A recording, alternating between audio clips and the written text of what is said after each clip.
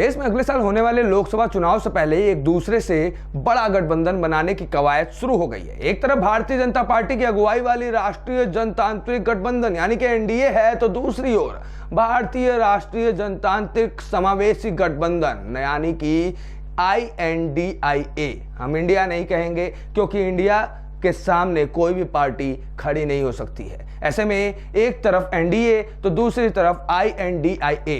सभी दल इस बात का मंथन करने में जुटे हैं कि वह 2024 के लोकसभा चुनाव में किधर जाएंगे। रालोद के नेता जयंत चौधरी पर इस बीच सुर्खियां गर्म हैं। जयंत चौधरी ने पार्टी कार्यकर्ताओं को 21 जुलाई को दिल्ली में भीम आर्मी संस्थापक के विरोध प्रदर्शन में शामिल होने का निर्देश दिया है। सूत्रों का कहना है कि पहले ऐसी अटकलें लग रही थी कि वो एनडीए में जा सकते हैं, लेकिन बेंगलुरु की बैठक के बाद ये संभावनाएं लगभग समाप्त हो गई हैं। तेजस्वी और अखिलेश को लेकर जयंत चौधरी ने जो ट्वीट किया है वो इस बात का सीधा साधा सबूत है। राष्ट्रीय लोकदल के नेता जयंत चौधरी ने भी बिहार के उप मुख्यमंत्री तेजस्वी यादव, समाजवादी पार्टी के राष्ट्रीय अध्यक्ष अखिलेश यादव और खुद के बैज वाली तस्वीर ट्वीट की है। सोमवार और मंगलवार को विपक्ष की 2 दिवसीय बेंगलुरु बैठक के बाद आरएलडी प्रमुख जयंत चौधरी के ट्वीट से यह संदेश स्पष्ट रूप से पता चल चुका है कि वह न केवल उत्तर प्रदेश में भारतीय जनता पार्टी विरोधी गठबंधन का हिस्सा बने रहेंगे,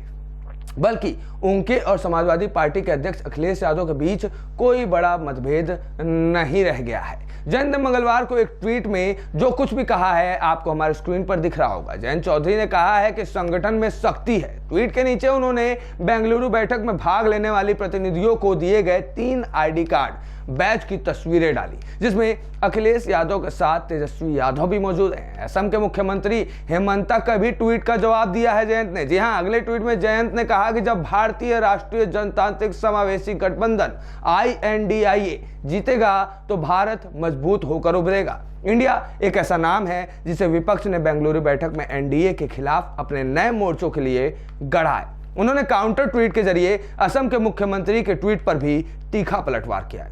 इस बीच रालोद के प्रदेश अध्यक्ष समाशीष राय ने कहा है कि हालांकि बेंगलुरु बैठक के बाद उन्होंने जयंत चौधरी से बात नहीं की थी, लेकिन बैठक के दौरान और बाद में उनके कुछ ट्वीट्स उनके राजनीतिक रुख और भविष्य की दिशा के बारे में बताते हैं। राय ने कहा है कि जयंत चौधरी के निर्देशानुसार हम पश्चिम यूपी के अपने पार्टी कार्यकर्ताओं को भी एकजुट कर रहे हैं। पिछले महीने सहारनपुर में उन पर हुए हमले की सीबीआई जांच की मांग को लेकर 21 जुलाई को नई दिल्ली के जंतर मंतर पर भीम आर्मी के संस्थापक चंद्रशेखर आजाद द्वारा आयोजित धरने में रालोद के कार्यकर्ता भी शामिल होंगे। भारतीय जनता पार्टी के आलोचक भीम आर्मी के संस्थापक के धरने में बड़े पैमाने पर भाग लेने के लिए पार्टी कार्यकर्ताओं को दिए गए संदेश, उनके निर्देशों को पहले से ही एनडीए के साथ संबंध तोड़ने की उनकी कोशिशों के संकेत के रूप में साफ देखा जा सकता है।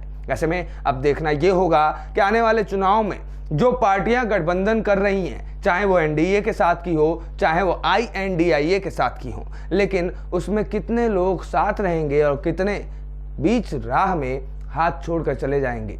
ए न्यूज़ टुडे से विश्वेश तिवारी की रिपोर्ट।